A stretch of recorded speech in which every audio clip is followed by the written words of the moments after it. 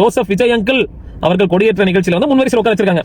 முன்வரிசையில் உட்கார அளவுக்கு போட்டலுக்குரிய மரியாதைக்குரிய தியாக தலைவி அம்மையார் அவர்கள் சுதந்திர போராட்ட தியாகியா? மக்கள் பிரச்சனை குரல் கொடுத்திருக்காங்களா? நீட் பிரச்சனை குரல் கொடுத்திருக்காங்களா? அனிதா இறந்ததுக்காக வந்து நேர்ல போய் சந்திச்சிருக்காங்களா? மேகதாது பிரச்சனைக்காக வந்து குரல் கொடுத்திருக்காங்களா? டங்ஸ்டன் சுரங்கம் இருக்கு, ஸ்டெர்லைட் ஆலை இருக்கு, இந்த மாதிரி ஏகப்பட்ட மக்கள் பிரச்சனைக்கு ஏதாவது ஒரு இடத்துல வந்து குரல் கொடுத்திருக்காங்களா? யார் அவங்க?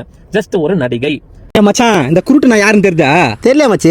டேய், போலீஸை பார்த்த உடனே கக்கூஸ் இந்த சூத்தா கூட கையாம வெளிநாட்டுக்கு போன நம்பர் அந்த நாய்டா. டேய், இந்த நாய் தான் சேஃப்டிக்கு ஒரு கோயில கூட கோர்ட்டுக்கு அந்த பரதேசி தானே அவன். நாயே தான். அட பிளாட்ஃபார்ம் வெச்ச.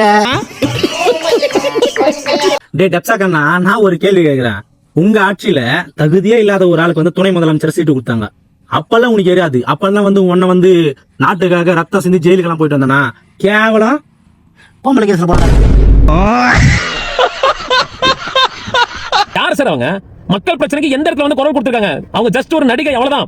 நடிகையில கூட அட்லீஸ்ட் கமல் சார் நீங்க கூப்பிட்டீங்களா, இல்ல வந்து சூப்பர் ஸ்டார் ரஜினிகாந்த் சார் கூப்பிட்டீங்களா? மச்சான், அவன் என்னடா அவங்கள கூப்பிடல இவங்கள கூப்பிடலன்னு ஒப்பாரி வச்சுக்கிறான். டேய் டப்சா கண்ணா, இதெல்லாம் உக்கா வயசுக்கு வந்த ஃபங்க்ஷன். அவங்கள கூப்பிடல இவங்கள கூப்பிடல பொலிமிக்கிறடா பரதேசி நாயே. டோர கண்ணா டோர கண்ணா.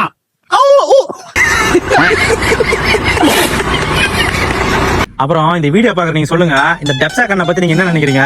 அந்த நாய் பேசுறது கரெக்டா இல்லையா? அந்த நாய் என்ன பண்ண அப்படின்னு நீங்க சொல்லுங்க.